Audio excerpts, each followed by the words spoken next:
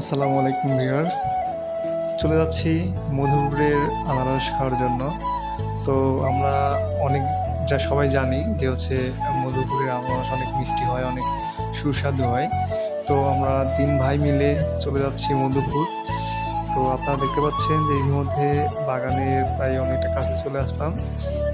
তো চারিদিকে শুধু আনারস আর আনারস। তো এই যে ইতিমধ্যে চলে আসলাম। তো আনারস ছোট হলেও কিন্তু অনেক সুস্বাদু।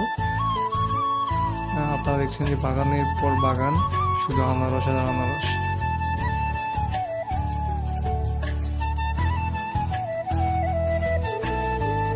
আর যে ইনি হচ্ছে এই বাগানের মালিক। তো ইনি অনেক সুন্দরভাবে আমাদেরকে আনারস কেটে কেটে খাওয়ালো। তো আসলেই মানে এত সুন্দর, যা বলারও বাইরে। আমরা অনেকেই বাইরে কিনে থাকি, কিন্তু এমনটা আসলে পাই না। এই যে আমাদের বড় ভাই রিফাত ভাই, তো উনি কিন্তু অনেক আসলে আসলে অনেক কিন্তু অনেক খাইতে পারে। তো তিনি একাই 60টা আনারস খেয়ে ফেলছে।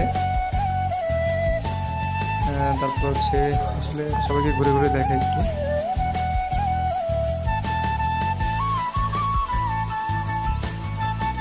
আসলে অনেক সুন্দর, আসলে এত সুন্দর জিনিস